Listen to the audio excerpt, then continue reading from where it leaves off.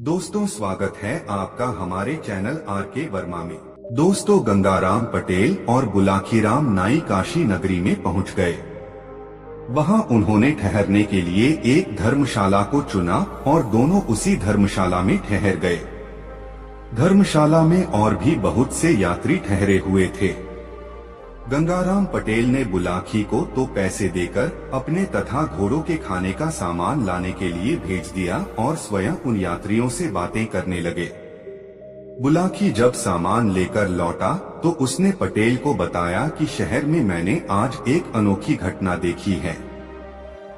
तब पटेल ने उसे आश्वस्त किया कि खाने से निवृत्त होकर जब दोनों आराम से बैठ जाएंगे तो अपनी देखी हुई घटना मुझे सुनाना, मैं तुम्हारे प्रश्न का समाधान कर दूंगा। चुनाचे जब वे दोनों भोजन कर चुके और बुलाखी ने उनके लिए हुक्का भरकर रख दिया तो हुक्के से कश खींचकर पटेल ने बुलाखी से कहा, हाँ तो भाई बुलाखीराम, अब बता कि तूने आज शहर में कौन सी अनोखी घटना देखी है। पटेल जी, आज जब मैं बाजार से अपने और आपके लिए आटा, दाल और घी तथा घोड़ों के लिए दाना रातिब लेकर लौट रहा था तो राह भूलकर एक चौराहे पर जा निकला। वहां पर मैंने देखा कि वहां यहाँ का राजा और उसके साथ और भी बहुत से आदमी मौजूद थे। पास ही में एक भट्ठी पर एक बहुत बड़े कड़ाह में तेल खौल रहा था। तभी राजा के सामने दो पुरुष और एक स्त्री को उपस्थित किया गया। उन दोनों पुरुषों का दावा था कि ये स्त्री उसकी पत्नी है। कहने का अर्थ यह है कि दोनों पुरुष उस स्त्री पर अपना अपना दावा पेश कर रहे थे। तब राजा ने निर्णय दिया कि तुम में से जो भी पुरुष इस तेल से भरे खौलते कड़ाह में स्नान कर सही सलामत बाहर निकल आएगा, उसी को यह स्त्री दे दी जाएगी। पटेल जी, राजा की यह बात सुनकर उनमें से एक आदमी तो निराश होकर मुंह लटकाकर एक ओर को खड़ा हो गया, जबकि दूसरे आदमी ने अपना जांघिया उतारकर खौलते कड़ाह में छलांग लगा दी। आश्चर्य की बात यह है कि उस खौलते तेल में स्नान करने पर भी उस आदमी का बाल बांका न हुआ और वह सही सलामत कड़ाह से बाहर निकल आया और राजा को उसका वादा याद दिलाया। इस पर राजा ने उस आदमी को तो गिरफ्तार करा लिया और वह स्त्री उस आदमी को दे दी जो तेल में स्नान करने के नाम पर निराश होकर खड़ा हो गया था। अब आप इस रहस्य का वेधन कीजिए कि वादे के अनुसार राजा ने वह स्त्री उस प्रतियोगिता में विजयी व्यक्ति को न देकर दूसरे व्यक्ति को क्यों दे दी। यह सुनकर पटेल बोले, बुलाखी, इस रहस्य को जानने से पहले यह सुन कि वे दोनों आदमी कौन थे, तभी सारी बातें तुझे आराम से समझ में आएंगी। यहाँ से काफी दूर के फासले पर किशनगढ़ नाम का एक बहुत बड़ा नगर है। वहाँ के राजा का नाम वीरेंद्र सिंह था। राजा वीरेंद्र का एक पुत्र था जिसका नाम गजेंद्रपाल सिंह था। गजेंद्रपाल का जैसा नाम था वैसा ही वह शक्तिशाली भी था। आए दिन वह आखेट करने के लिए वनों में जाता रहता था। एक दिन राजकुमार आखेट करने के लिए वन में गया तो लौटते समय बड़ी भयानक आंधी में घिर गया। आंधी के कारण वह अपना कार्य भूल गया और एक दूसरे रास्ते पर चल पड़ा। राजकुमार को अपनी इस भूल का पता तब चला जब वह अपने नगर में पहुंचने के स्थान पर एक अन्य नगर में पहुंच गया। राजकुमार ने जब उस नगर के निवासियों से उस स्थान की जानकारी चाही तो उन्होंने बताया कि वह इस समय कामरूप राज्य में है, जो एक बड़े देश चीन के बिल्कुल निकट है। यह जानकर राजकुमार को भारी आश्चर्य हुआ। कामरूप तो उसके राज्य से बहुत दूर था। इतनी जल्दी वह कामरूप में कैसे आ पहुंचा। लेकिन फिर उस भयंकर आंधी की याद हो आई। आंधी इतनी तेज थी कि कुछ कदम के फासले पर भी उसे कुछ दिखाई न देता था। हो सकता है वह उसी आंधी में उड़कर यहाँ तक आ पहुँचा हो। कुछ भी हो, अब तो उसे इस स्थिति का सामना करना ही पड़ेगा। ऐसा विचार कर उसने मन में धैर्य धारण किया और नगर में घूमने लगा। यहाँ एक और भी परेशानी उसके सामने आ खड़ी हुई। इस नगर के अधिकांश निवासी यहाँ की स्थानीय भाषा बोलते थे, जो राजकुमार की समझ में नहीं आती थी, लेकिन कुछ दिनों तक वहाँ रहकर राजकुमार ने उनकी भाषा सीख ली और वह टूटी फूटी स्थानीय भाषा में वार्तालाप करने लगा। एक दिन जब वह शहर में घूम रहा था, तो उसने एक जगह दो व्यक्तियों को आपस में लड़ते देखा। दोनों के हाथों में लंबे लंबे चाकू थे और वे एक दूसरे के बार को बचाकर दूसरे पर हमला करने की कोशिश कर रहे थे। वहां बहुत से तमाशबीन भी खड़े थे। राजकुमार भी उन तमाशबीनों में जाकर खड़ा हो गया। इसी बीच राजा का रथ वहां से गुजरा। राजा ने जब उन व्यक्तियों को लड़ते देखा, तो उसने अपने कुछ सैनिक उन दोनों व्यक्तियों को पकड़ने के लिए भेज दिए। सैनिकों ने उनके पास पहुंचकर उन्हें एकंगना चाहा, तो वे दोनों सैनिकों से भी भिड़ गए और सैनिकों को घायल करके वहां से भाग गए। राजकुमार ने जब तमाशबीनों से उनके विषय में पूछा, तो उसे बताया गया कि ये दोनों नगर के नामी गुंडे हैं। ये इतने खूंखार हैं कि सैनिक भी इन्हें पकड़ने से डरते हैं। फिर जाने पर यह दोनों तत्काल सैनिकों पर धावा बोल देते हैं। फुर्तीले इतने हैं कि पकड़ में नहीं आते और बात की बात में बहुत दूर जा निकलते हैं।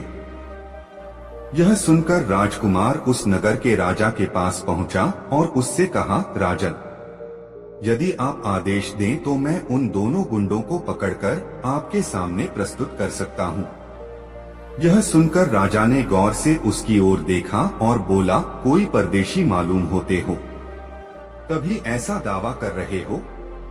हाँ राजन, राजकुमार ने कहा, परदेशी तो जरूर हूँ, किंतु मेरा दावा झूठा नहीं है।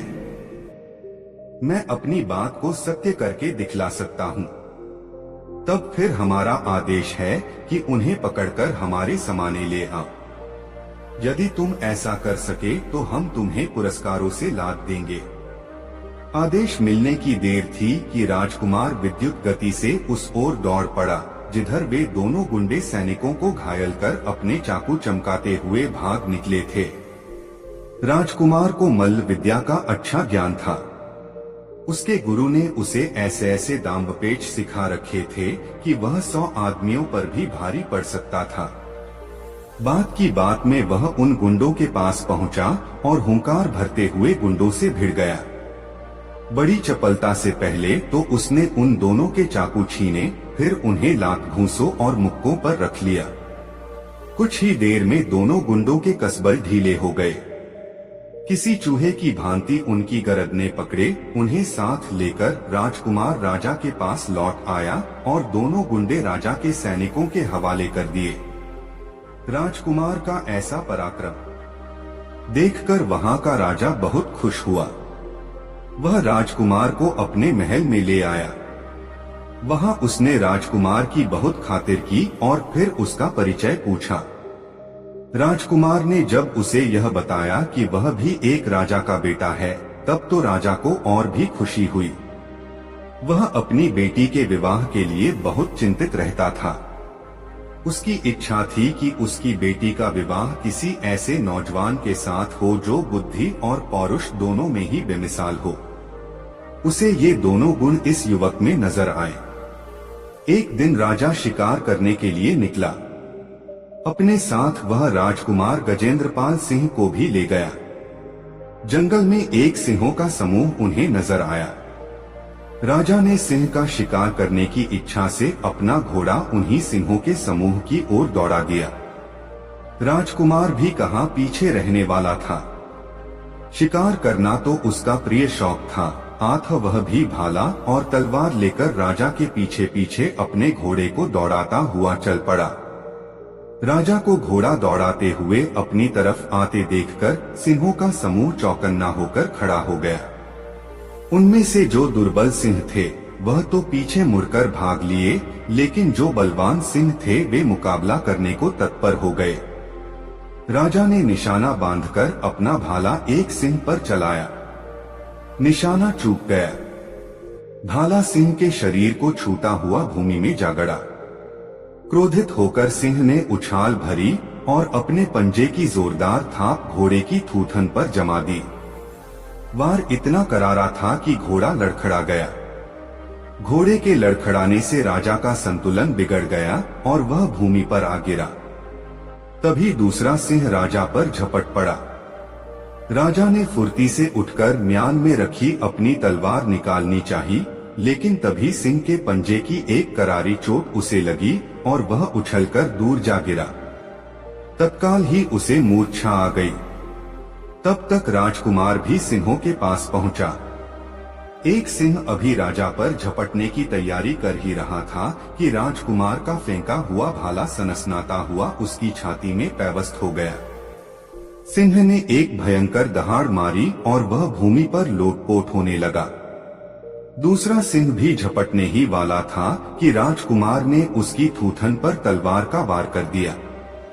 सिंहों की थूथन उनकी सबसे संवेदनशील जगह होती है। आंख थूथन पर वार होते ही सिंह एकदम घबराकर पीछे हट गया। एक बार उसने अपने साथी सिंह को भूमि में लोटपोट होते देखा और फिर भयभीत होकर घनी झाड़ियों की ओर दौड़ लगा दी। राजकुमार गजेंद्रपाल घोड़े से उतरा।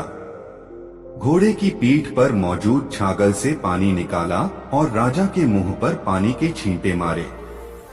जल के छींटे लगने से राजा को होश आ गया और वह उठकर बैठ गया। उसने कृतज्ञता भरी दृष्टि राजकुमार पर डाली। राजकुमार बोला, उठिए राजन, आज आपने शेर का शिकार कर लिया है। नहीं राजकुमार, यह शिकार मैंने नहीं, तुमने किया है। सिंह के पंजों की चोट खाकर मैं तो अचेत हो गया था। तभी तुम्हारा फेंका हुआ भाला सिंह की छाती फाड़ता उसकी छाती के आर पार निकल गया। आज तुमने मेरी जान बचाई है। महल पहुंचकर मैं तुम्हारे इस उपकार का पुरस्कार तुम्हें अवश्य दूंगा। बुलाखी, कथा तो बहुत लंबी है, मैं तुम्हें संक्षेप में ही सुनाता हूँ। महल में पहुंचकर राजा ने अपनी बेटी का विवाह राजकुमार गजेंद्रपाल सिंह के साथ कर दिया। राजकुमार अपनी पत्नी के साथ कामरूप के राजा के राजमहल में आनंद पूर्वक रहने लगा। जब उसे वहां रहते हुए कई महीने बीत गए तो एक दिन उसने पत्नी से कहा, प्रिय, यहाँ रहते हुए मुझे बहुत समय बीत गया है। अब मुझे अपने घर की याद सताने लगी है। मेरे परिवार वालों को मेरे बारे में कुछ भी पता नहीं है। वे बेहद चिंता कर रहे होंगे। हमें अपने घर लौट चलना चाहिए। इस पर राजकुमारी ने अपनी सहमति व्यक्त कर दी। कुछ नानुकर करने के बाद राजा ने भी उसका अनुरोध मान लिया और बहुत सा दान दहेज देकर अपने दामाद और बेटी को विदा कर दिया। सारे दिन की यात्रा के बाद उनका काफिला एक नगर में पहुंचा और एक सुंदर सा स्थान देखकर वहीं पड़ाव डाल दिया। अपनी कहानी सुनाकर पटेल चुप हो गए। तरोताजा होने के लिए उन्होंने हुक्के से 3-4 गहरे गहरे कश खींचे और ढेर सारा धुआं अपने मुंह से उगल दिया। फिर उन्होंने आगे की कथा आरंभ की। हाँ, तो बुलाखी राम। जब उन लोगों ने उस स्थान पर पड़ाव डाला तो एक दुर्घटना घट गई। उस स्थान पर एक प्रेत का निवास था। उसने कामरूप की राजकुमारी राजकुमार गजेंद्रपाल सिंह की पत्नी को देखा तो वह उस पर मोहित हो गया। तब उस प्रेत ने राजकुमार गजेंद्रपाल का वेश बनाया और राजकुमार और राजकुमारी के खेमे में पहुंच गया। उसने राजकुमार से कहा कि यह स्त्री तो मेरी पत्नी है, मैं इसे लेकर जाऊंगा। राजकुमार ने कहा कि यह तुम्हारी पत्नी कैसे हो सकती है? यह तो मेरी पत्नी है, मैं इसे विवाह कर लाया हूँ। इस पर दोनों में हाथापाई होने लगी। शोरगुल सुनकर सभी नौकर चाकर वहां पहुंच गए। उनकी समझ में नहीं आ रहा था कि किसका पक्ष लें। कौन है असली राजकुमार? दोनों की शक्लें और वेशभूषा एक समान थीं। दोनों में रंचमात्र भी अंतर न था। बोलचाल, हाव भाव और चाल ढाल से दोनों एक जैसे प्रतीत हो रहे थे। राजकुमारी सहमी सी खड़ी थी। उसकी समझ में नहीं आ रहा था कि किसे अपना पति माने, किसे नहीं। बात वहां के राजा तक पहुंची, लेकिन वहां का राजा भी कोई निर्णय न दे सका। उसने कहा, यह एक गंभीर स्थिति है, मैं तुम्हारा कोई न्याय नहीं कर सकता। तुम दोनों काशी नरेश के पास चले जाओ, वह परम गुणी और बेहद बुद्धिमान व्यक्ति हैं, वही तुम्हारा न्याय करेंगे। राजा की बात मानकर वे दोनों इस नगर में आ गए। यहाँ के राजा ने जब उनके विवाद के विषय में सुना तो अपने बुद्धि बल से उसने फौरन जान लिया कि उन दोनों में से कोई एक अवश्य ही कोई अशरीरी व्यक्ति है, जिसने दूसरे प्रतियोगी का रूप धारण कर लिया है। तब उसने एक भट्ठी तैयार करवाकर एक बड़े से कड़ाह में तेल उबलवाया और उन दोनों से कहा कि तुम में से जो भी प्रतियोगी इस खौलते कड़ाह में स्नान कर सही सलामत निकल आएगा, यह स्त्री उसी को दे दी जाएगी। राजा की यह बात सुनकर बेचारा गजेंद्रपाल सिंह तो निराश होकर एक ओर खड़ा हो गया, लेकिन अशरीर प्रेत फौरन ऐसा करने को तैयार हो गया। आगे की कहानी तुझे मालूम ही है।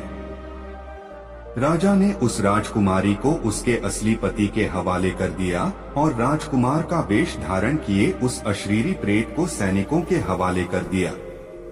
यह है सारी कहानी जो तू शाम को देख कर आया है। तो क्या राजा उस प्रेत को जेल में बंद रख सकेगा? सारी कहानी सुनकर बुलाकी ने शंका व्यक्त की। यह तो भविष्य की बात है बुलाकी, वैसे यह नगरी भगवान शिव की नगरी है। यहाँ एक से बढ़कर एक अनेक तंत्र मंत्र के ज्ञाता हैं। उस पिशाच की तो बात ही क्या, यहाँ तो यमराज को भी तंत्रपाश में बांधने की शक्ति रखने वाले अनेक विद्याधर मौजूद हैं। यहाँ का राजा बहुत बुद्धिमान है, वह इस प्रेत को ऐसे ही नहीं जाने देगा। वह इसका जरूर तगड़ा इंतजाम कर देगा, जिससे कि वह प्रेत फिर किसी को परेशान न कर सके। और अब तेरी हर शंका का समाधान हो गया है, इसलिए अब आंख मूंद कर सो रहो। सुबह उठकर पहले गंगा जी में गोता लगाएंगे, फिर भोजनादि से निवृत्त होकर इस पवित्र नगरी के प्रसिद्ध स्थानों को देखेंगे, भगवान विश्वनाथ के दर्शन करेंगे और स्वयं को धन्य मानेंगे। तब अगला दिन कैसे बीतेगा, इसकी सुखद कल्पना करता हुआ बुलाकी राम सो गया। गंगाराम पटेल भी निद्रा देवी की गोद में समा गए। दोस्तों, यह मजेदार कहानी आपको कैसी लगी कमेंट में हमें जरूर बताएं और वीडियो को एक लाइक जरूर करें। दोस्तों, गंगाराम पटेल और बुलाकी राम सुबह उठकर आगे की यात्रा पर चल पड़े। शाम हो जाने पर जब वे विश्राम के लिए एक नए नगर में रुके तो वहां भी बुलाकी राम नाई ने एक अनोखा दृश्य देखा, जिसका रहस्य जानने के लिए वह बेचैन हो उठा। सोने से पूर्व उसने गंगाराम पटेल को उस दृश्य के विषय में बताया। उसने गंगाराम पटेल से कहा, पटेल जी, आज मैंने बाजार से गुजरते हुए जो अनोखा दृश्य देखा, मैं उसका रहस्य जानने के लिए बेचैन हो रहा हूँ। मुझे उस रहस्य के विषय में बताइए। हाँ भाई हाँ, बोले पटेल, पर पहले यह तो बताओ कि तुमने देखा क्या था। पटेल जी, मैंने रास्ते में देखा था कि जुलूस निकल रहा था। जुलूस के बीच सोने से बनी एक गाड़ी पर एक कुत्ता बैठा हुआ था, जिसने सोने के वस्त्राभूषण पहने हुए थे। उस गाड़ी को घोड़ों के स्थान पर राजसी वस्त्राभूषण पहने एक व्यक्ति खींच रहा था, बुलाकी ने बताया। बुलाकी की बात सुनकर गंगाराम पटेल ने कहा, बुलाकी, अब तू इस रहस्य के विषय में सुन। इस नगर के राजा का नाम अमीचंद है। यह राजा बहुत नेक इंसान है और जिस व्यक्ति को तू उस गाड़ी में जुटा हुआ देखकर आया है, वह इस राज्य का दीवान है। उसका नाम जीवन सिंह है। उसकी यह हालत कैसे हुई, यह भी सुन। अब से कुछ दिन पूर्व यहाँ का राजा अमीचंद आखेट करने के लिए वन में गया था। वहाँ उसने एक काले हिरण को देखा, जो अपने दल से बिछुड़कर अकेला ही घास चर रहा था। राजा को वह शिकार उपयुक्त लगा। उसने घोड़ा उसी की दिशा में दौड़ा दिया। हिरण ने उसे अपनी ओर आते देखा तो जान बचाने के लिए वह घने जंगल की ओर दौड़ लिया। राजा ने भी अपना घोड़ा उसके पीछे लगा दिया। अब आगे आगे शिकार और पीछे पीछे शिकारी। लुकाछिपी का खेल आरंभ हो गया। इसी बीच कुछ झाड़ियों के बीच हिरण ऐसा गायब हुआ कि फिर ढूंढे न मिला।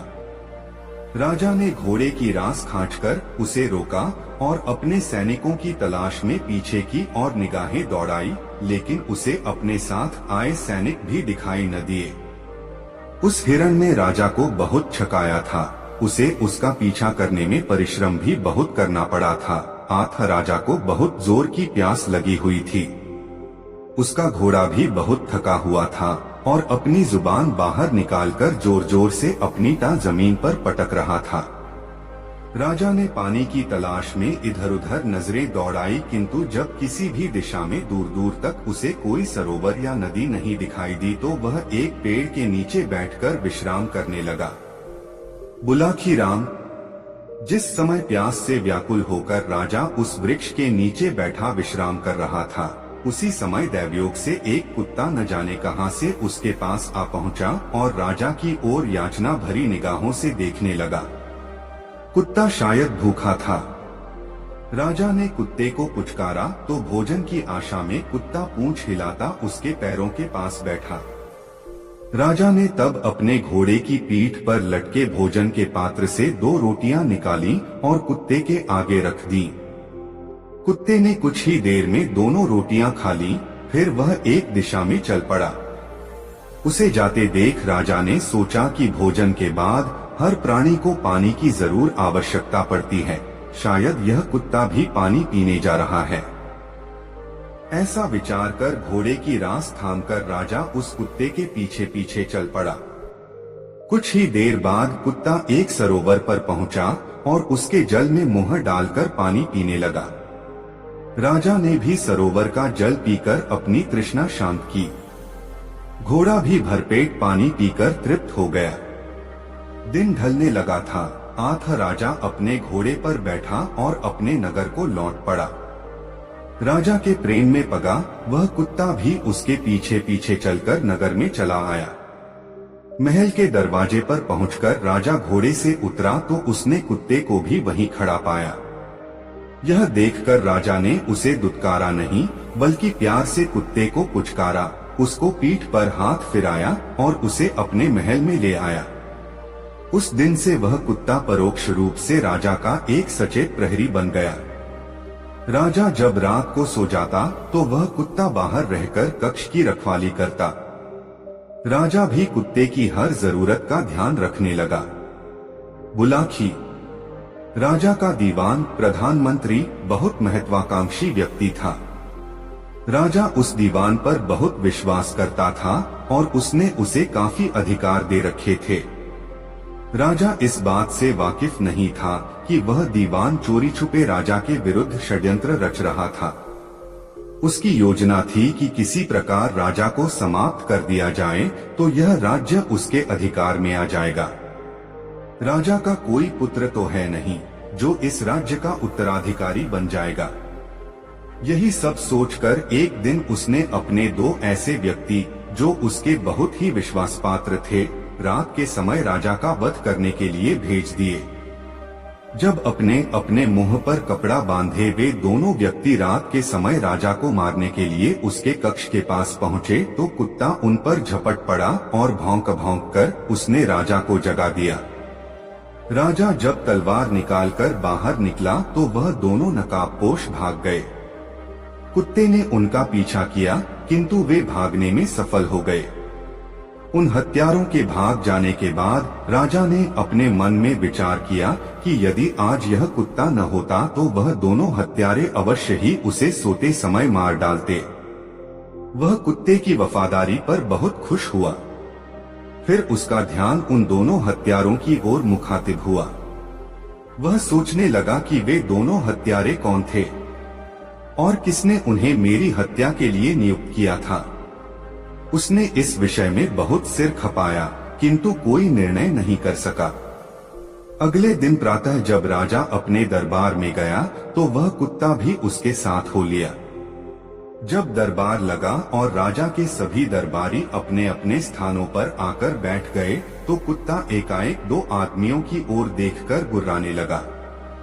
दरअसल कुत्ते ने वहां मौजूद उन दोनों व्यक्तियों की गंध सूंघ ली थी जो गत रात चेहरों पर नकाब डालकर उसे मारने आए थे। राजा ने पुचकार कर कुत्ते को शांत किया।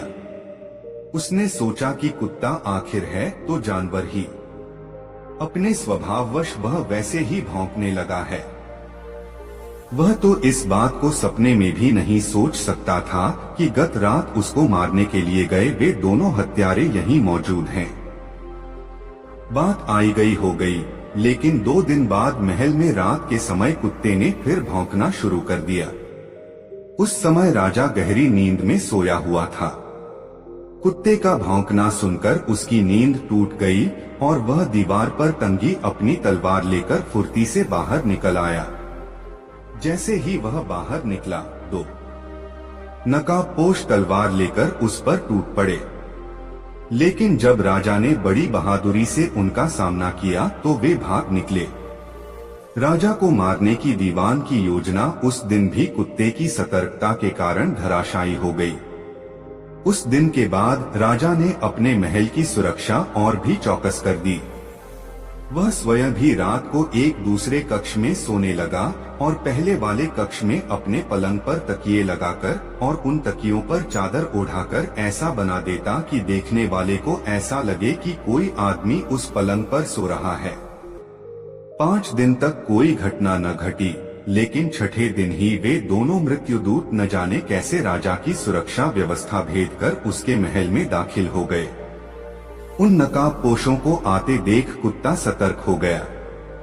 उसने जोर जोर से भौंकना शुरू कर दिया और उछल उछल कर उन नकाबपोशों को काटने का प्रयास करने लगा। कुत्ते का भौंकना सुनकर राजा एकदम सतर्क हो गया। वह समझ गया कि फिर कोई आक्रमणकारी महल में आ घुसा है। वह तलवार लेकर बाहर आया और दोनों आक्रमणकारियों पर टूट पड़ा। दोनों नकाबपोश भी भिड़ गए। नकाबपोश इस बार बहुत आश्वस्त थे कि वे 2 हैं और राजा एक, इसलिए कुछ ही देर में वे राजा पर काबू पा लेंगे, लेकिन उनका यह सोचना बेकार साबित हुआ। राजा के हाथ से एक नकाबपोश तो उसी समय मारा गया। दूसरा जब भागने लगा तो राजा ने उसके नकाब पर तलवार का प्रहार कर दिया। नकाबपोश चीखता हुआ नीचे गिरा तो राजा ने फुर्ती से आगे बढ़कर उसकी नकाब खींच ली। नकाब उतरने के बाद जो चेहरा नमूदार हुआ उसे देखकर राजा आश्चर्यचकित हो गया। वह व्यक्ति स्वयं राज्य का दीवान था। पलक झपकते ही सारा षड्यंत्र राजा की आंखों के सामने उजागर हो उठा। उसने यह भी जान लिया कि महल की सुरक्षा के लिए तैनात प्रहरियों को चकमा देकर दीवान यहाँ तक अपने साथी सहित आने में कैसे कामयाब हो गया था। दरअसल दीवान ने अपने पद का लाभ उठाते हुए पहरे पर नियुक्त प्रहरियों से यह कहा था कि उसे इसी समय राजा से किसी गहन समस्या पर विचार विमर्श करना है। राजकीय कार्य था। 8 प्रहरियों ने उसे रोका नहीं और वह राजा के कक्ष तक पहुंचने में सफल हो गया था। बहरहाल राजा ने दीवान को प्रहरियों के हवाले किया और अपने कक्ष में जाकर सो गया। कुत्ते की वफादारी पर उसे गर्व हो आया। सुबह जब वह दरबार में गया तो उसने कैदी को दरबार में लाने का हुक्म दिया। दीवान को जंजीरों में बंधे देख दरबारी भी आश्चर्य करने लगे, किंतु जब राजा ने उसका अपराध सुनाया तो वे दीवान के ऊपर थू-थू करने लगे। बुलाखी, जैसा कि मैंने पहले बताया, यहाँ का राजा बहुत ही नेक, धर्मपरायण और रहमदिल है। उसने दीवान को मृत्युदंड तो नहीं दिया, किंतु उसके लिए यह सजा अवश्य नियत कर दी कि वह एक कुत्ते से भी गया बीता है। आज वह इस कुत्ते को गाड़ी में बैठाकर घोड़ों के स्थान पर स्वयं उसकी गाड़ी में जुटकर सारे नगर का चक्कर लगाएगा। इतनी कहानी सुनाकर पटेल ने थोड़ा विराम लिया और फिर आगे कहा, बुलाखी राम, अब तो सारी कहानी तेरी समझ में आ गई होगी। नहीं समझा तो मैं तुझे समझाए देता हूँ। आज जिस अजीब घटना को देखकर तू आया है वह यही थी।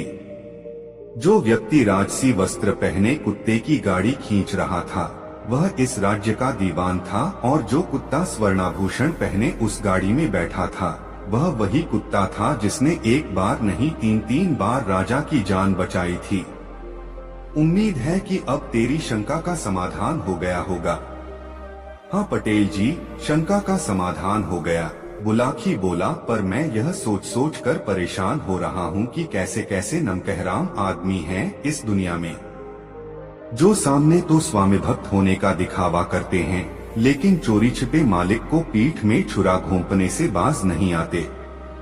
इसी का नाम तो दुनिया है बुलाकी राम।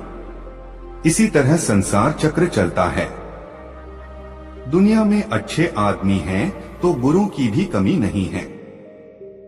आदिकाल से ही ऐसा होता चला आया है। पहले भी बुरे आदमी हुए हैं और अच्छे भी, किंतु जीत हमेशा सच्चाई की ही होती है। बुराई हमेशा हारती है। जीतता वही है जिसका आचरण अच्छा होता है। अच्छा, अब रात काफी हो चली है और आंखों में नींद भी भर रही है। आठ तू भी सो जा और मैं भी सोने का प्रयास करता हूँ। अभी बहुत रास्ता बाकी है सफर का। यह कहकर पटेल ने टांगे फैला दी। बुलाकी भी अपने शरीर पर चादर ओढ़कर करवट लेकर सो गया। दोस्तों, यह कहानी आपको कैसी लगी कमेंट में जरूर बताएं। दोस्तों, सुबह हुई तो गंगाराम पटेल और बुलाकी राम नाई दोनों तैयार हुए और अपनी आगे की यात्रा पर चल पड़े। चलते चलते वे एक ऐसे नगर में पहुंचे जो एक नदी के किनारे बसा हुआ था। यह नगर कोई विशेष बड़ा तो नहीं था, किंतु यहाँ के लोग काफी संपन्न दिखाई दे रहे थे। दोनों एक धर्मशाला में पहुंचे और कुछ पैसे धर्मशाला के व्यवस्थापक को देकर अपना स्थान निश्चित करा लिया। पटेल ने बुलाकी को 2 रुपए देकर खाने का सामान लाने के लिए बाजार भेज दिया और स्वयं सारा सामान घोड़ों से उतारकर व्यवस्थित करने लगे। इसके बाद वे शौचादि नित्य कर्म से फारिग हुए। संध्या वंदन किया और बुलाकी के लौटने की प्रतीक्षा करने लगे। बड़ी देर बाद बुलाकी सामान लेकर वापस लौटा तो एक नई खबर फिर उसके पास थी। रात को जब दोनों भोजन करके तृप्त हो गए तो बुलाकी ने पटेल के लिए बिस्तर बिछा दिया और हुक्का भरकर उनके सामने रख दिया। पटेल ने हुक्के से तंबाकू के कुछ कश खींचे। धुआं बाहर उगला और बुलाकी से बोले, बुलाकी राम, क्या बात है, आज तू कुछ चुप चुप सा बैठा है? क्या इस नगर के बाजार में आज तुझे कोई विचित्र बात नजर नहीं आई?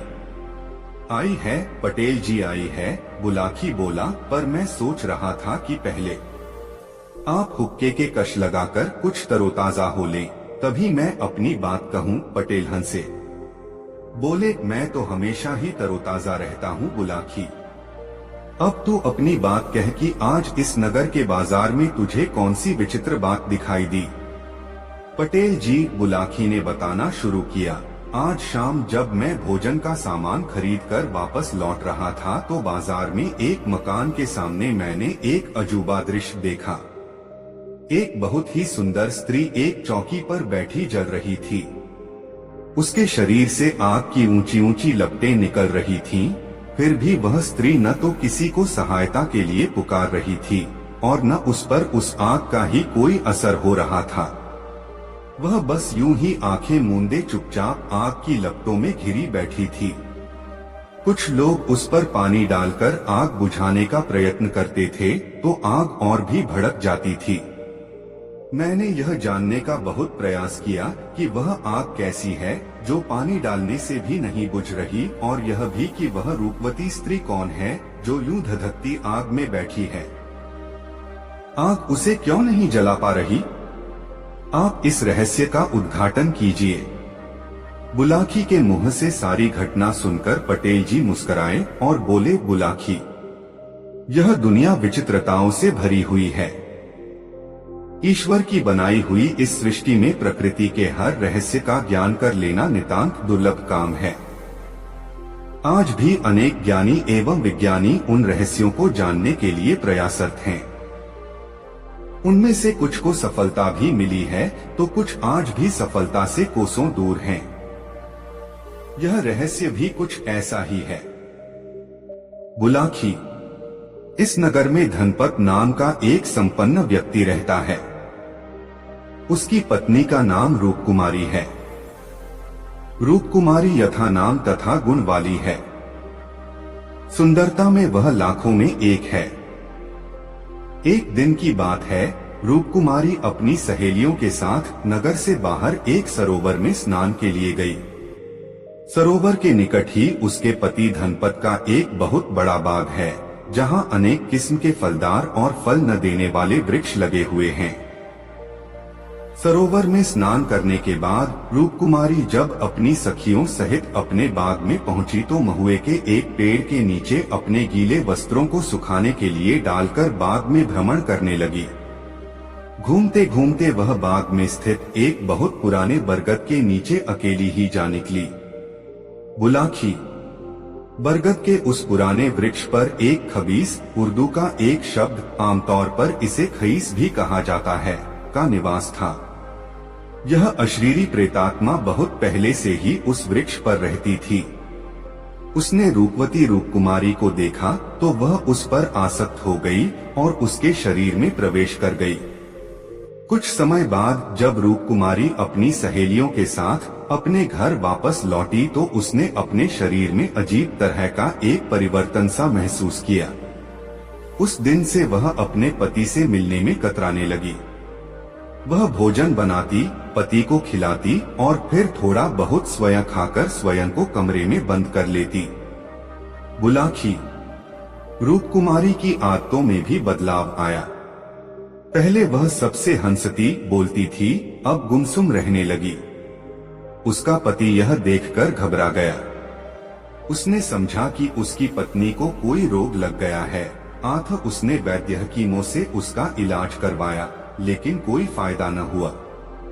उल्टे अब वह पागलों जैसी हरकतें करने लगी। कभी अपने आप ही हंस पड़ती तो कभी बिल्कुल ही गुमसुम हो जाती। अब तो धनपत की चिंता और भी बढ़ गई। उसने अपनी पत्नी को गुनियों, ओझा और तांत्रिकों को दिखाया, लेकिन परिणाम कुछ भी न निकला। तांत्रिकों को भी उसकी पत्नी निर्दोष दिखाई दी। उन्हें उस पर किसी ऊपरी हवा के कोई लक्षण दिखाई न दिए। इस बीच एक और भी परिवर्तन रूपकुमारी में हुआ। वह दिन में सोने और रात में देर तक जागने लगी।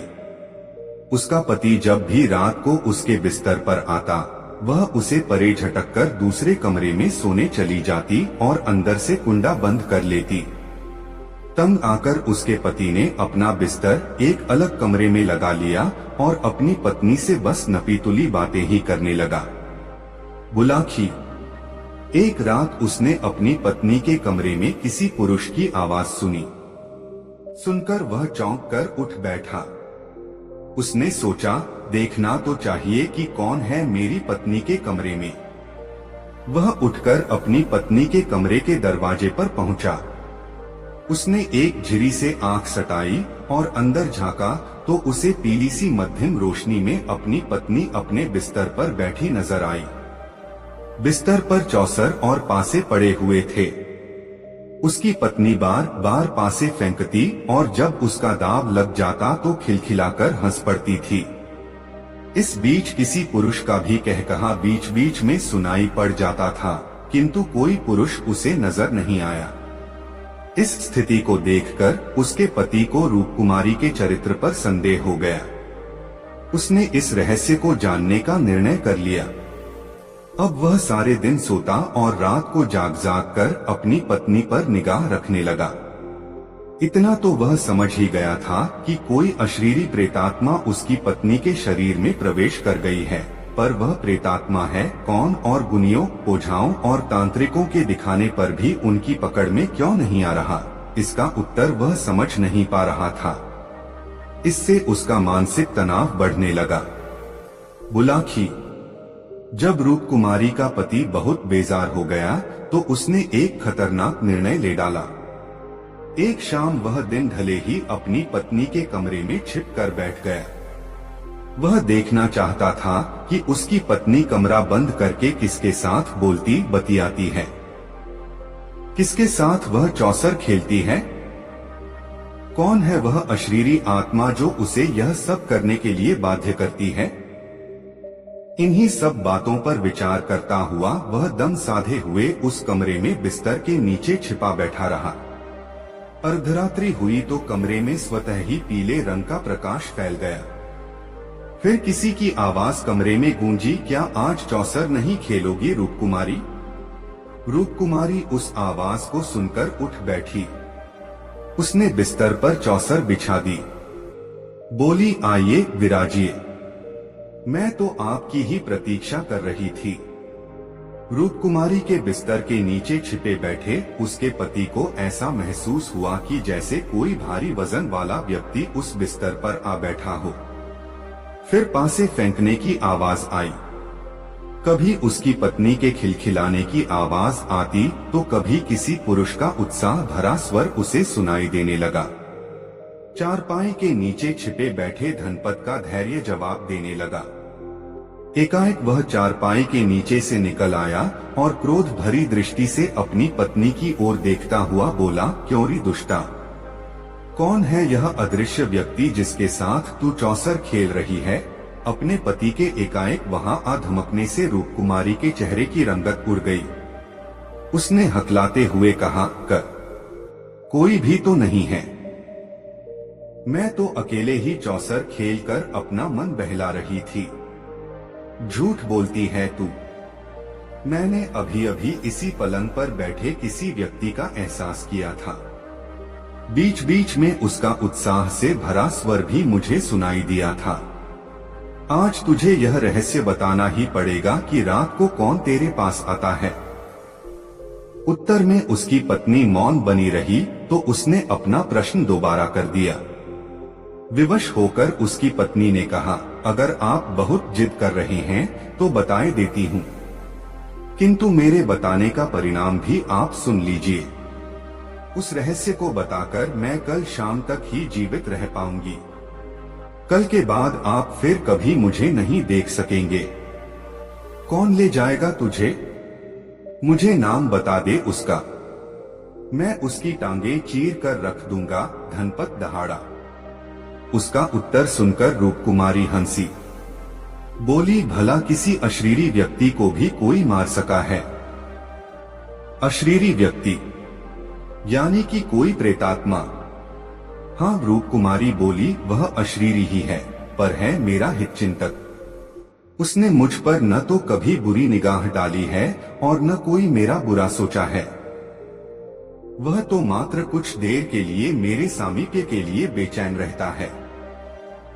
इसीलिए रात्रि के समय में कभी कभार मेरे साथ चौसर खेलने के लिए मेरे कमरे में आ जाता है। मुझे मूर्ख मत बनाओ मेरी रानी, धनपत ने व्यंग्य से कहा। कहीं सुना है तुमने कि कोई प्रेत किसी स्त्री पर सम्मोहित होकर एक बार उसे पकड़ ले तो वह उसे आसानी से छोड़ दे। निःसंदेह उस प्रेत ने तुम्हारे शरीर पर अधिकार करके तुम्हें अपने वश में कर लिया है। उस प्रेत का संसर्ग पाकर तुम अब पतित हो गई हो। बस बस, रूपकुमारी चिल्लाई, ऐसा लांछन मुझ पर मत लगाइए।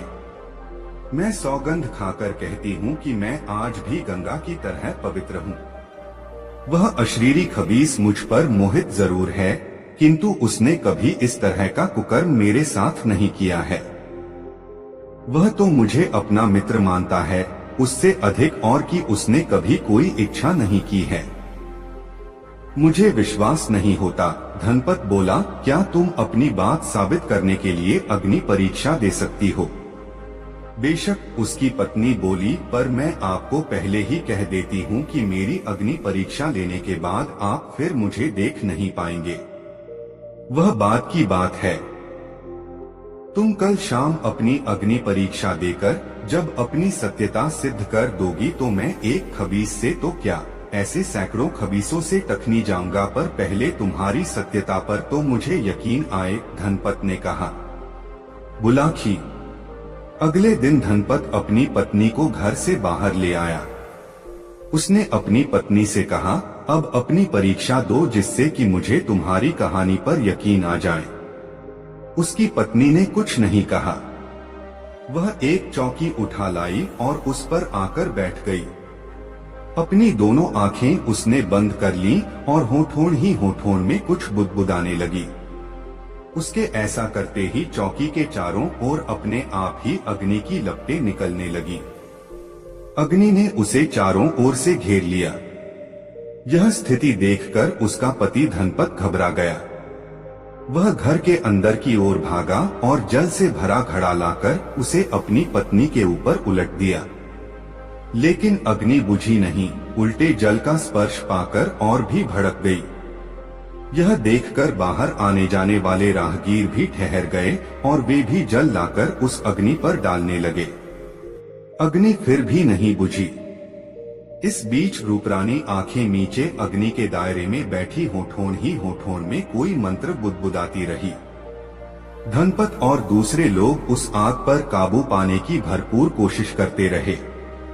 अंततः वह आग स्वतः ही बुझ गई। धनपत दौड़कर अपनी पत्नी के पास पहुंचा, उसे हिलाया डुलाया, किंतु वह तो जैसे पत्थर की बन गई थी। तब से वह जैसे पत्थर की मूर्ति बनकर रह गई है। वह जीवित है। उसका दिल भी स्पंदन कर रहा है, किंतु उसका शरीर बिल्कुल भी हरकत नहीं कर रहा। यद्यपि अग्नि ने उसके शरीर को जरा भी नुकसान नहीं पहुंचाया, किंतु धनपत के लिए तो वह जैसे मर ही चुकी है। सोहे बुलाखी, आज शाम तू जिस दृश्य को देखकर आया था वह यही दृश्य था।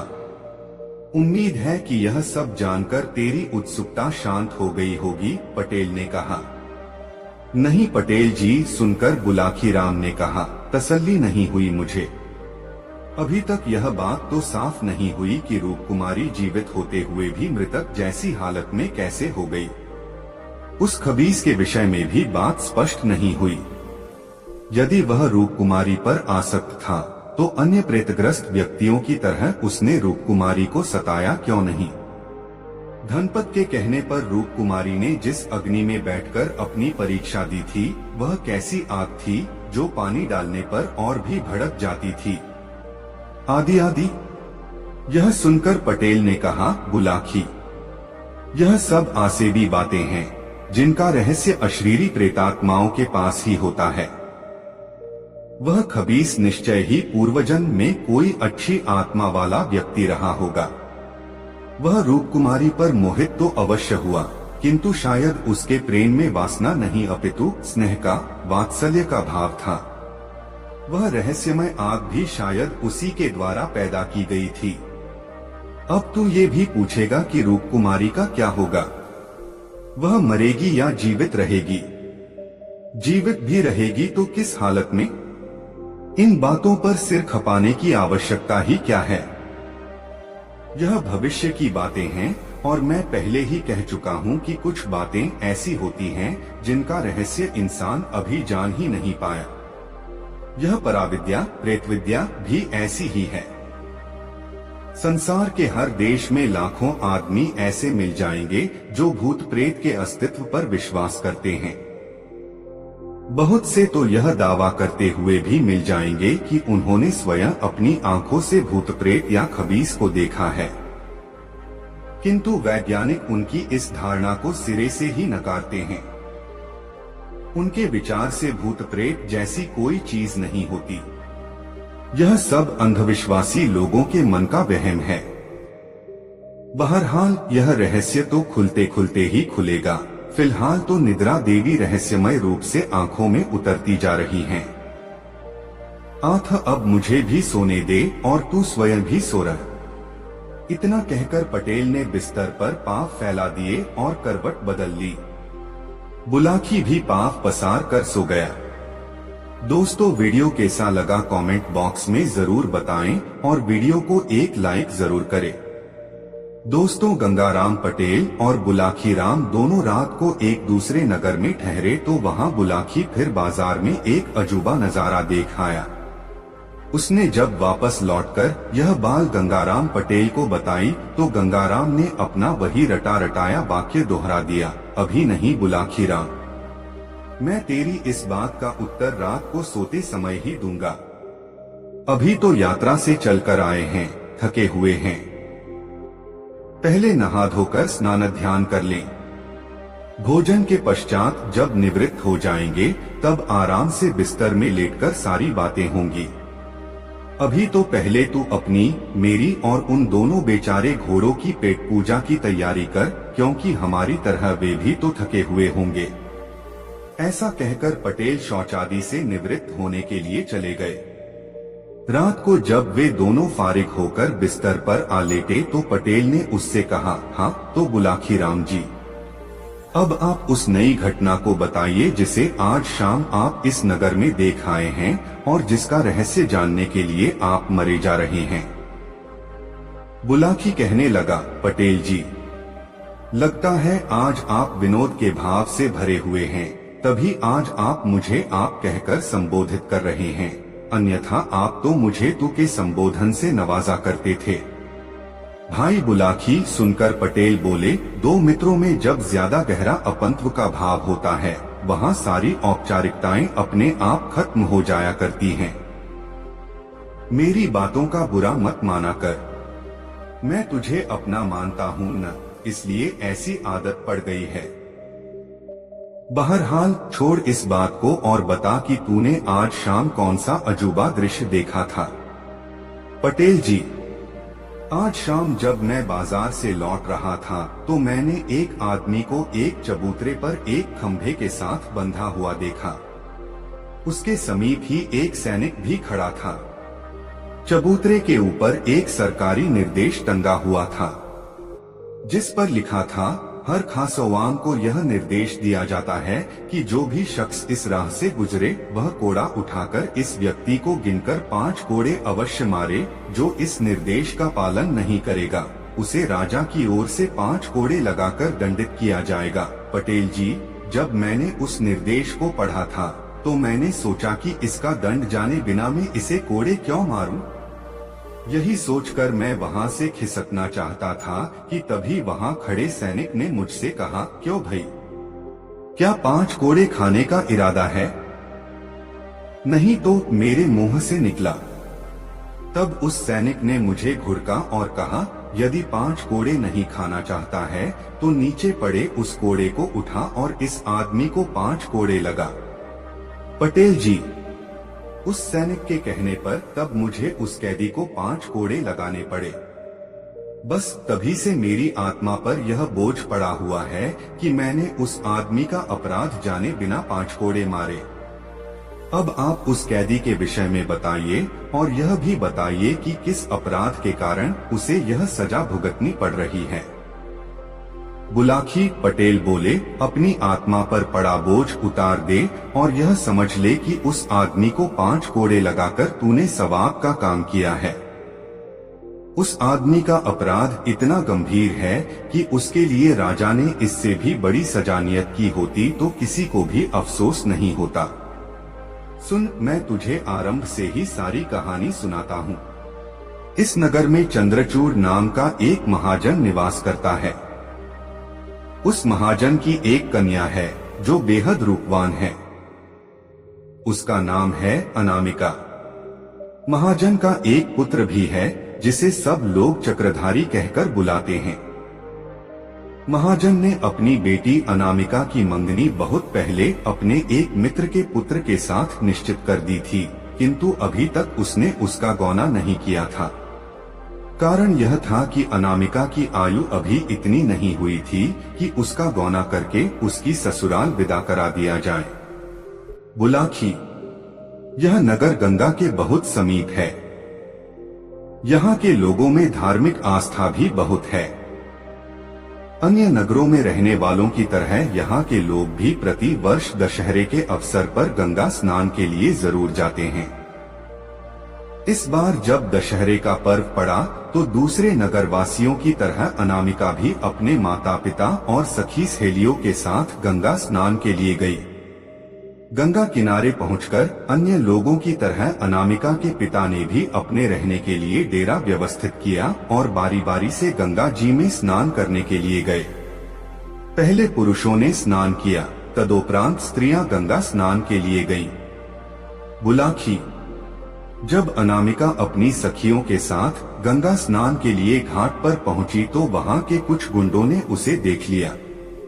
उसकी मनोहारिणी छवि देखकर वह गुंडे विचार करने लगे कि किसी तरह इस सुंदर युवती को अपने काबू में करके इसका उपभोग करना चाहिए। बाद में जब इससे हमारा दिल भर जाएगा तो हम इसे किसी वेश्या के यहाँ बेचकर अच्छी रकम प्राप्त कर सकते हैं। उन गुंडों का मुखिया था छोटेलाल नाम का एक महाहरामी युवक। उसने इस काम को करने का बीड़ा उठाया। उसने अपने साथियों से कहा, दोस्तों, इसे फंसाकर काबू में करना तो मेरा चुटकियों का काम है। बस मुझे थोड़ा सा समय चाहिए।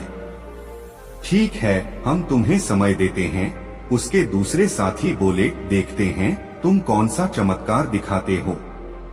उधर अनामिका और उसकी सखियों ने अपने वस्त्र उतारे और उन वस्त्रों को घाट पर बैठे पंडे के हवाले करके गंगा स्नान करने लगी। तभी छोटेलाल नामक वह गुंडा उस पंडे के पास पहुंचा और उससे कहा, पंडित जी महाराज, 5 रुपए कमाना चाहते हो?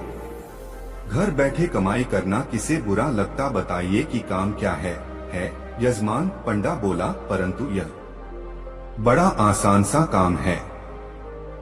तुम्हारे पास ये जो जनाने कपड़े रखे हैं, इनमें से एक साड़ी निकालकर मुझे थोड़ी देर के लिए दे दो। छोटेलाल ने कहा, तुम साड़ी के साथ कोई छेड़छाड़ करना चाहते हो? पंडे ने आशंकित स्वर में पूछा।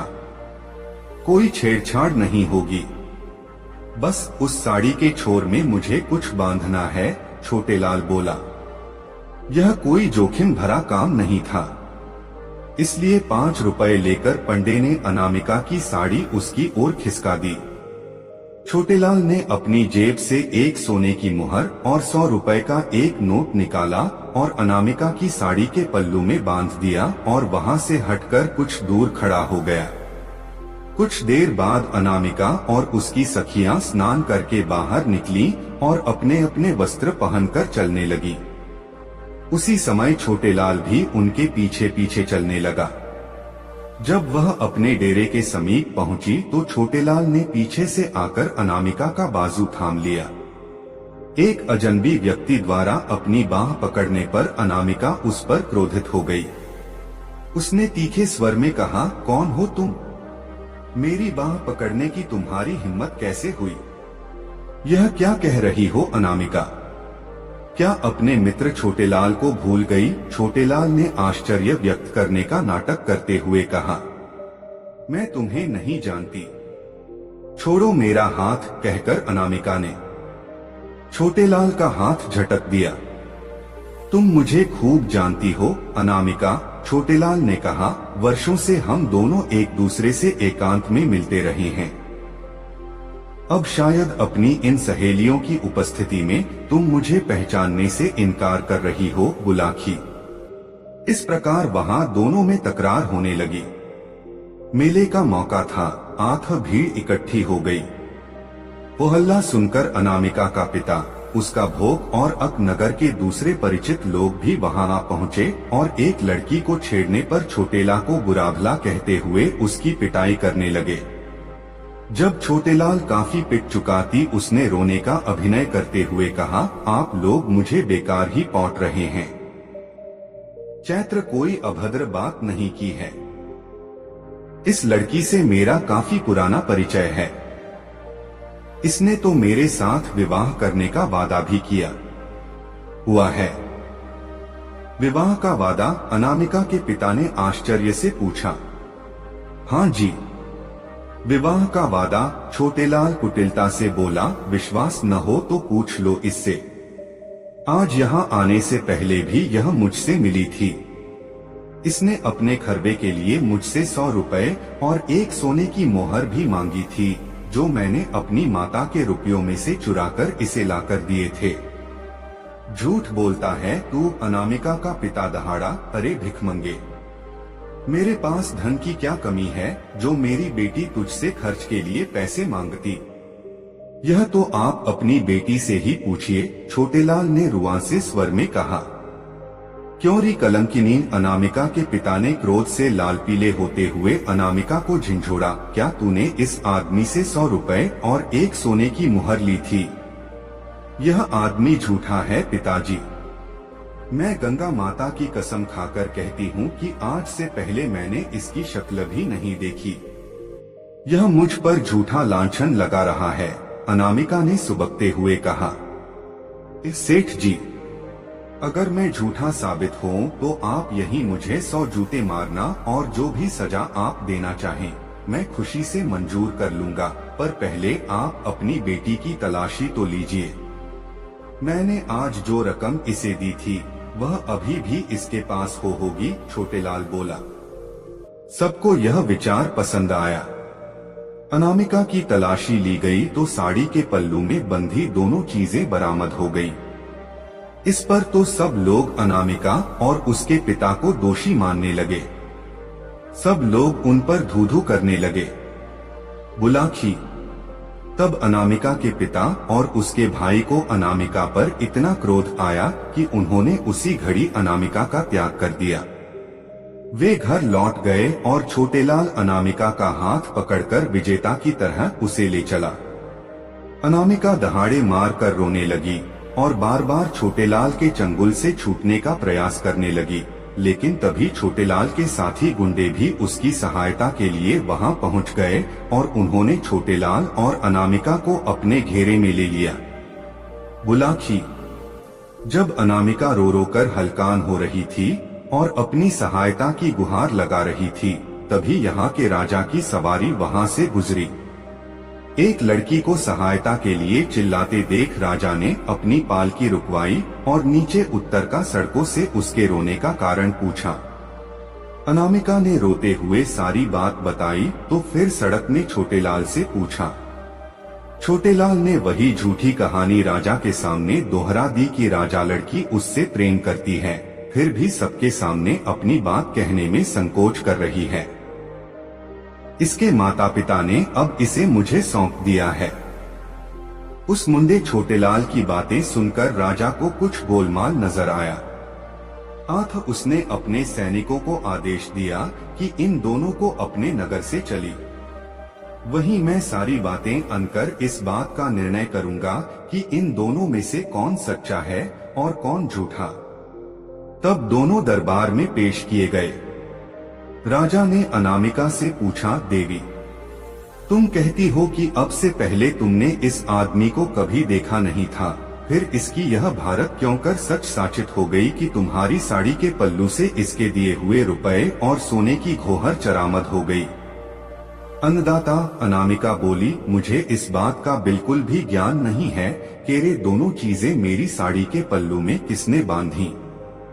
अपनी साड़ी तो मैंने कहीं उतारी भी नहीं, भी सिवाय उस समय के जब मैं स्नान करने के लिए गंगा जल में उतरी थी।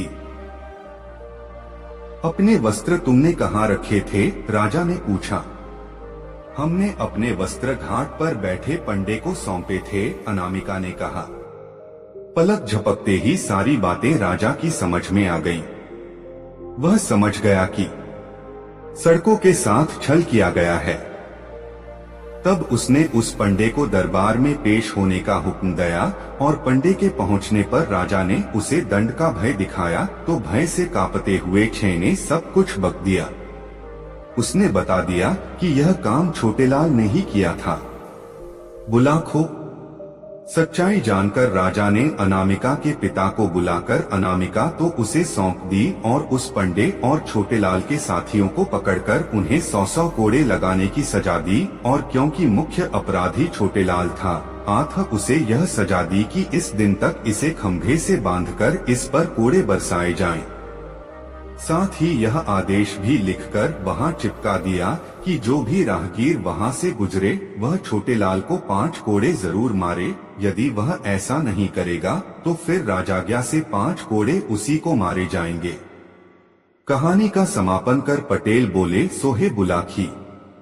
यह है सारी कहानी। आबा राजा की आज्ञा से छोटे लाल को सजा दी जा रही है। अपने कुकर्म का फल उसे भोगना पड़ रहा है। जो दृश्य आज तूने देखा है वह उसी समय का है। उम्मीद है यह सब जानकर तेरी उत्सुकता शांत हो गई होगी। आथा अब मुझे भी सोने दे और स्वयं भी सो रह, कहकर पटेल ने आंखें मूंद ली। बुलाकी भी सोने की तैयारी करने लगा। दोस्तों, गंगाराम पटेल और बुलाकी राम की यह मजेदार कहानी आपको कैसी लगी कमेंट करके जरूर बताएं। दोस्तों, काशी यात्रा में बुलाकी राम नाई ने एक नए नगर में जो कुछ देखा उसका विवरण इस प्रकार है। बुलाकी राम ने देखा कि एक बहुत ही दरिद्र दीनहीन व्यक्ति से, जिसके वस्त्र फटे हुए थे, दाढ़ी बढ़ी हुई थी, राजा के 4 सिपाही राजा के पास ले जाने का आग्रह कर रहे थे, किंतु वह व्यक्ति बार बार उनसे राजा के पास न ले जाने का आग्रह कर रहा था। कौन था वह दरिद्र व्यक्ति? राजा के सिपाही क्यों उसे राजा के पास ले जाना चाहते थे और वह क्यों राजा के पास नहीं जाना चाहता था? इन्हीं बातों के विषय में सोचता हुआ बुलाकी राम वापस लौट आया। रात के समय जब दोनों ने भोजन कर लिया और बुलाकी ने पटेल का बिस्तर लगाकर उसके एक किनारे हुक्का भर कर रख दिया, तो पटेल ने बिस्तर पर बैठकर बुलाकी से पूछा, हाँ तो भाई बुलाकी राम, अब बताओ आज कौन सी नई बात इस शहर में देख आए?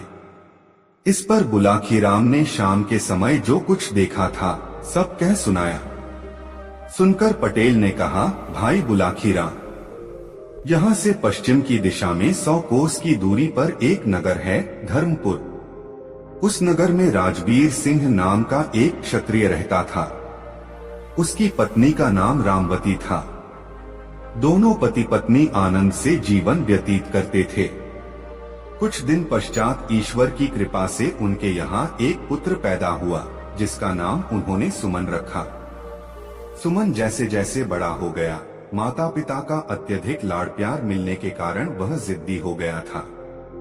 माता पिता भी क्योंकि उसकी हर जिद पूरी कर देते थे, उसकी जिद करने की आदत बढ़ती ही गई। धीरे धीरे वह 20 वर्ष का नवयुवक हो गया। दैवयोग से उसी दौरान प्रकृति ने अपना प्रकोप दिखाया। एक भयंकर भूकंप उस शहर में आया, जिसके कारण न सिर्फ सुमन का मकान अपितु शहर की भी अधिकांश इमारतें तबाह हो गईं। सैकड़ों लोग मलबे के नीचे दबकर मर गए। हजारों लोग जख्मी हो गए। मरने वालों में सुमन के माता पिता भी थे। इस दारुण दुख के कारण सुमन के दिल पर भारी आघात लगा। उसने जैसे तैसे अपने माता पिता का अंतिम क्रिया कार्य संपन्न किया और फिर अपनी स्थिति पर विचार करने लगा। मकान तो रहने योग्य रहा ही नहीं था, धन भी उसके पास विशेष नहीं था। अब उसे यह चिंता हुई कि उसका गुजारा कैसे होगा। माँ बाप का लाडला होने के कारण कभी उसने ऐसा कोई काम सीखने का प्रयास ही नहीं किया था जो आगे चलकर उसकी जीविका उपार्जन करने में सहायक होता, और मेहनत मजदूरी का काम वह करना नहीं चाहता था। बुलाकी जब तक माता पिता द्वारा अर्जित धन उसके पास रहा, वह उससे अपना गुजारा चलाता रहा, किंतु जब वह धन समाप्त हो गया तो स्थिति भूखों मरने की आ पहुंची। तब उसने विचार किया कि यह नगर छोड़कर किसी दूसरे नगर में चलना चाहिए। इस नगर में तो सभी लोग उसे जानते हैं, इसलिए वह यहाँ भीख भी नहीं मांग सकता, लेकिन परदेश में ऐसी कोई दिक्कत नहीं है, वहाँ वह भीख मांगकर भी अपना गुजारा कर लेगा, तब भी उसे पहचानने वाला कोई नहीं है। ऐसा विचार कर वह अपना नगर छोड़कर परदेश के लिए चल पड़ा। सुमन लगातार 8 दिन एक ही दिशा में आगे बढ़ता रहा। उसे भूख लगती तो वह जंगली बेर या कंदमूल फल आदि तोड़कर खा लेता और किसी नदी या सरोवर का जल पीकर अपनी प्यास मिटा लेता। एक दिन वह एक ऐसे जंगल में पहुंचा जहां न कोई तालाब था और न कोई नदी। उसे प्यास लगी हुई थी। वह पानी की तलाश में इधर उधर भटकने लगा। काफी दूर चलने पर उसे एक आम्रकुंज नजर आया। उस आम्रकुंज में सिर्फ आम के ही वृक्ष नहीं थे, दूसरे भी अनेक प्रकार के वृक्ष थे जिन पर फल लगे हुए थे। कुंज के बीचों बीच एक मनोरम सरोवर था, जिसमें नाना प्रकार के जलचर किलोले कर रहे थे। कुंज में पहुंचकर सुमन ने सबसे पहले तो सरोवर से भरपेट पानी पिया, फिर वृक्षों से कुछ फल तोड़े और अपनी क्षुधा शांत की। तत्पश्चात वह एक वृक्ष का सहारा लेकर भूमि पर बैठ गया। वह परिश्रम के कारण बुरी तरह से थका हुआ था, अतः जल्दी ही उसे नींद आई और वह सो गया। बुलाखी, वह आम्रकुंज परियों के राजा का था। उसने अपनी बेटी शबन के लिए उस आम्रकुंज का निर्माण कराया था। परियों की शहजादी शबन कभी कभी वहां अपनी सखियों के साथ सैर करने के लिए आती रहती थी। जिस दिन का यह वाकया है, उस दिन भी वह संयोग से अपनी सहेलियों के साथ वहां आई हुई थी। सुमन को जब उसने अपने आम्रकुंज में बेसुध सोए हुए देखा तो वह उस पर मोहित हो गई। परियों की शहजादी ने जब अपनी पायल झनझनाई तो उनके घुंघरुओं की आवाज सुनकर सुमन की निद्रा टूट गई। आंखें खोलकर देखा तो सामने एक परिजात को पाया। दोनों की आंखें चार हुई तो दोनों ही एक दूसरे के अदृश्य प्रेम में बंध गए। फिर तो उनमें देर तक बातें होती रहीं। परियों की शहजादी ने सुमन को अपना परिचय दिया और सुमन ने उससे अपनी दास्तां बयान कर दी। सुमन की दास्तां सुनकर परी शबन का दिल पसीज उठा। उसे सुमन पर दया आ गई। उसने अपने गले से ताबीज उतारा और उसे सुमन को देकर कहा, हे युवक, यह ताबीज अपने पास रख लो। यह मेरे प्रेम की निशानी है, तुम इसे कभी अपने शरीर से अलग मत करना। यह हर संकट में तुम्हारे काम आएगा। यह कहकर वह परी वहां से चली गई। सुमन भी उठकर अपने गंतव्य की ओर चल पड़ा। 2 दिन बाद वह एक नगर में पहुंचा। वहां पहुंचकर उसने कोई काम ढूंढने का प्रयास किया, किंतु किसी भी जगह पर उसे कोई काम न मिला। तब यह विचार कर कि कल सुबह यहाँ के राज दरबार में जाकर राजा से कोई काम मांगूंगा, वह राजमहल की दीवार के साथ ही भूमि पर पड़कर सो रहा। आधी रात का समय हुआ तो किसी स्त्री के रोने का स्वर सुनकर उसकी नींद खुल गई। वह विचार करने लगा कि अवश्य ही वह स्त्री किसी मुसीबत में है, चलकर देखना चाहिए कि उसे क्या कष्ट है। बुलाखी, उस स्त्री के रोने का स्वर वहां के राजा ने भी सुना था।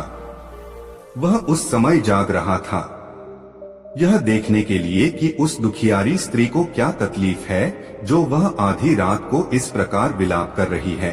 राजा महल से निकलकर उस दिशा में चल पड़ा जिधर से रोने का स्वर आ रहा था।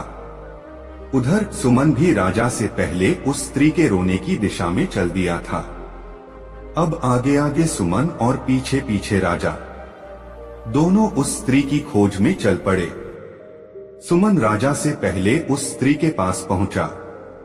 उस स्त्री ने अच्छे वस्त्राभूषण धारण किए हुए थे। सुमन ने उसके पास जाकर पूछा, हे देवी, तुम्हें क्या कष्ट है जो आधी रात के समय में इस प्रकार विलाप कर रही हो? यह सुनकर उस स्त्री ने रोना बंद कर दिया। वह बोली, मेरा दुख जानकर क्या करेगा बेटा? तू तो स्वयं ही इस नगर में कोई परदेशी जान पड़ता है। तेरी हालत भी किसी दीनहीन व्यक्ति जैसी दिखाई दे रही है। मेरा दुख तो वही व्यक्ति दूर कर सकता है जो हर तरह की सामर्थ्य रखता हो। हे देवी, सुनकर सुमन ने कहा, जब अपने मुख से मुझे बेटा कहा है तो अपने बेटे से अपना दुख जरूर कहो। भला बेटा माँ के काम नहीं आएगा तो कौन काम आएगा? रही दीनहीन होने की बात, मैं दीनहीन जरूर हूँ, यहाँ परदेशी भी हूँ, लेकिन सामर्थ्य में किसी से कम नहीं हूँ। तुम सेवा बताओ, मैं तत्काल उसे पूरी करने की कोशिश करूँगा। तो सुन बेटा, स्त्री बोली, मैं अपने दुख के लिए नहीं, यहाँ के राजा के दुख के लिए रो रही हूँ। मैं इस राज्य की राज्य लक्ष्मी हूँ। कल यहाँ के राजा का इंतकाल हो जाएगा, तब मुझे ऐसे प्रजापालक राजा का राजमहल त्याग कर कहीं अन्यत्र जाना पड़ेगा। मैं अब तक यहाँ बड़े आराम के साथ रह रही थी, किंतु कल के बाद न जाने मुझे कैसे राजा के यहाँ जाना पड़े। वह राजा मेरे साथ न जाने कैसा व्यवहार करे। इसी आशंका से मैं भयभीत हूँ और इस राजा की मृत्यु के शोक से बरबस ही मेरी रुलाई फूट पड़ रही है। इसी वजह से मेरे आंसू नहीं थम रहे। सुमन कहने लगा, हेमा, तुमने जो यह अजीब बात बताई कि कल यहाँ के राजा की मृत्यु हो जाएगी, मुझे बताओ तो कि उसकी मृत्यु कैसे होगी? राजा तो बिल्कुल भला चंगा और हर तरह से स्वस्थ है, उसे कोई रोग भी नहीं है, फिर उसकी मृत्यु का तो प्रश्न ही नहीं उठता। अरे मेरे भोले बेटे, राज्यलक्ष्मी बोली, मैंने यह कब कहा कि उसकी मृत्यु स्वाभाविक रूप में होगी? उसकी मृत्यु तो एक सिंह के द्वारा होगी। सुन, कल यह राजा आखेट के लिए वन में जाएगा, वहीं एक सिंह शिकार के दौरान इसे मार डालेगा। यह सुनकर सुमन ने कहा, हेमा, जब तुम्हें इतना ज्ञान है कि राजा की मृत्यु सिंह के शिकार के दौरान होगी, तो तुम यह भी अवश्य जानती होगी कि राजा की मृत्यु किस प्रकार टल सकती है। मुझे वह उपाय बताओ, मैं अपने प्राण देकर भी राजा के प्राणों की रक्षा करने की कोशिश करूंगा।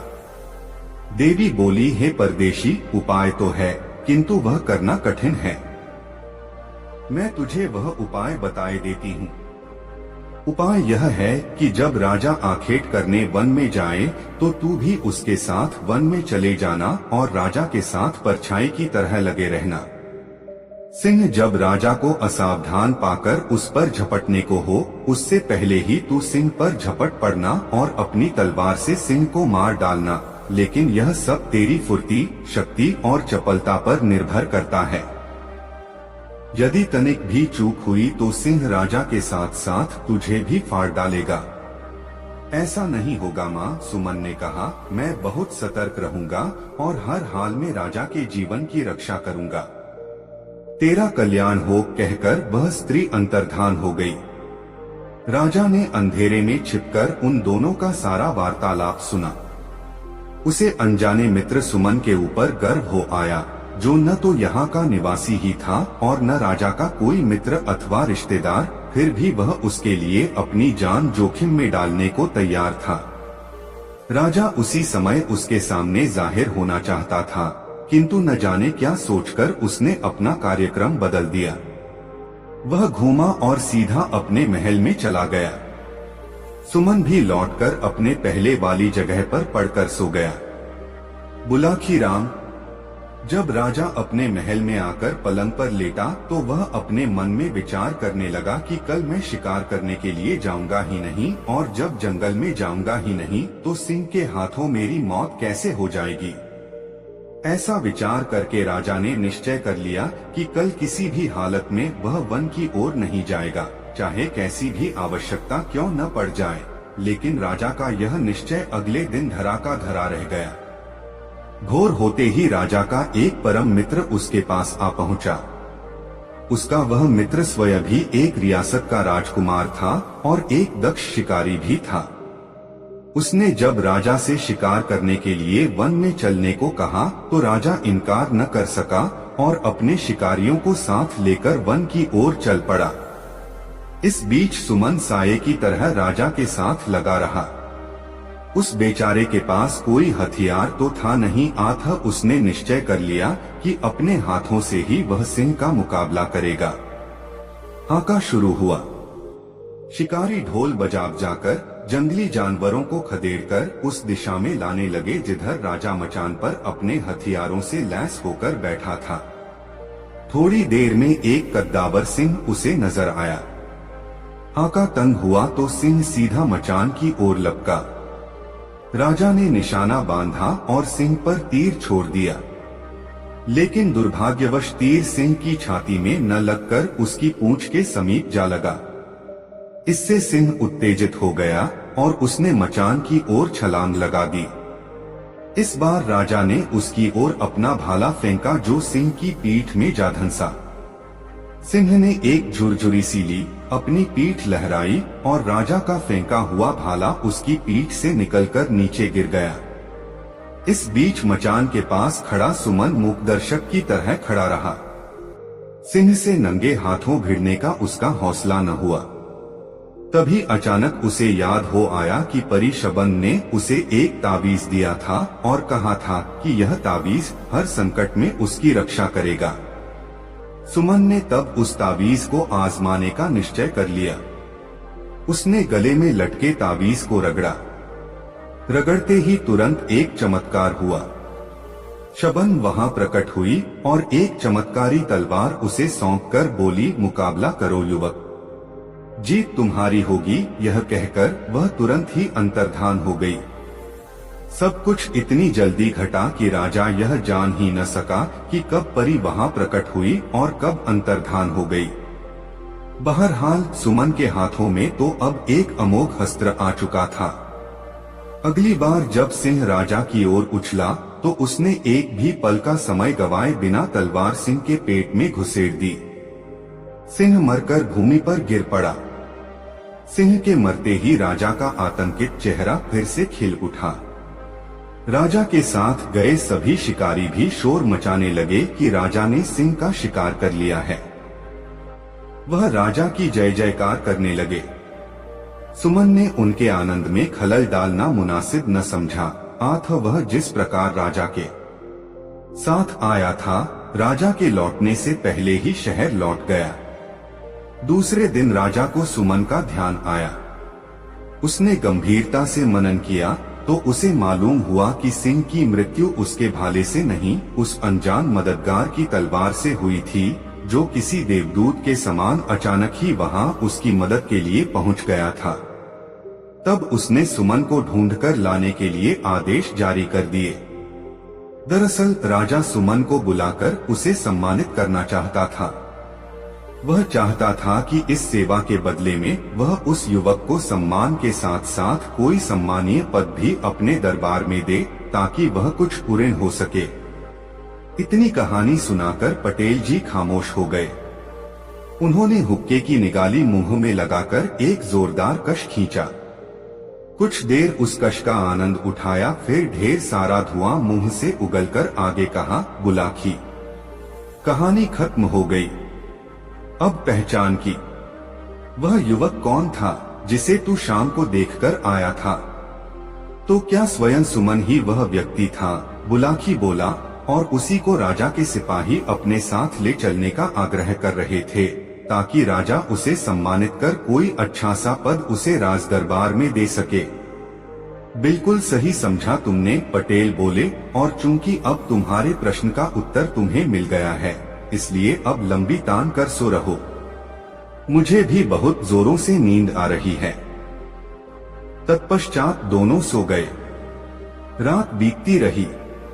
दोस्तों, यह कहानी आपको कैसी लगी कमेंट में जरूर बताएं। ऐसी और नई मजेदार कहानी सुनने के लिए हमारे चैनल आरके वर्मा को सब्सक्राइब जरूर कर लें और यह वीडियो अपने मित्रों को जरूर शेयर करें। वीडियो देखने के लिए आपका बहुत बहुत धन्यवाद। मिलते हैं किसी अगले वीडियो में, तब तक के लिए जय श्री राधे राधे, धन्यवाद।